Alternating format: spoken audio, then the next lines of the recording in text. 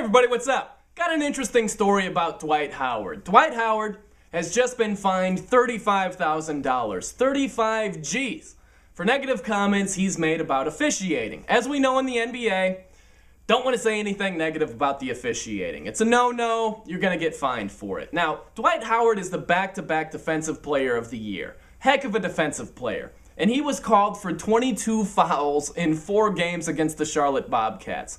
22 in 4 games. It's a lot of fouls.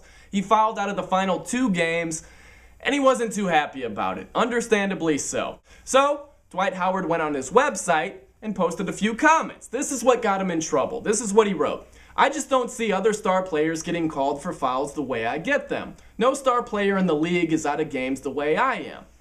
Alright. Cost him 35 large. Now this made me think about Phil Jackson. Remember a couple of weeks ago when Phil Jackson got fined the same amount of money, $35,000, for comments he made about Kevin Durant? He was talking about Kevin Durant getting these superstar calls leading up to the game against, well, the series against the Oklahoma City Thunder. This is exactly what he had to say about KD, the Durantula. Love that nickname.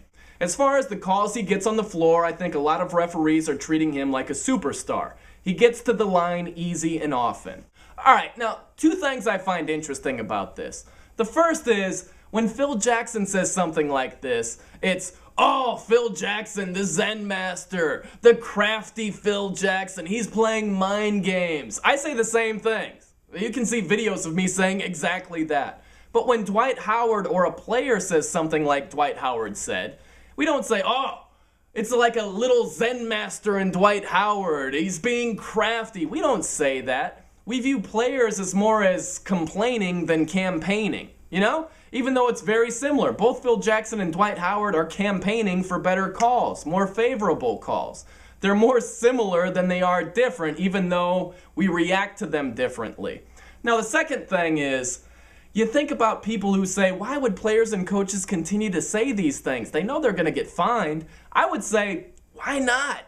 You think about Phil Jackson and Dwight Howard. They make millions and millions of dollars. They make silly money. $35,000 is not that much to them. They've got that in the cushions of their sofa.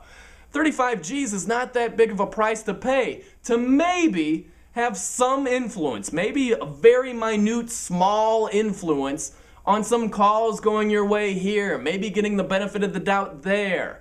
It's not that big of a price to pay. And that's the bigger issue. If Commissioner David Stern really wants players and coaches to stop saying things like this, he's got to make the punishments harsher. It's not harsh enough. You got Dwight Howard and Phil Jackson saying, hold on, Dave, I got that in my wallet here. Here you go, dude. Knock yourself out.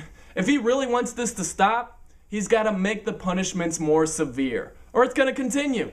I'm Brian No, and that's a no-brainer.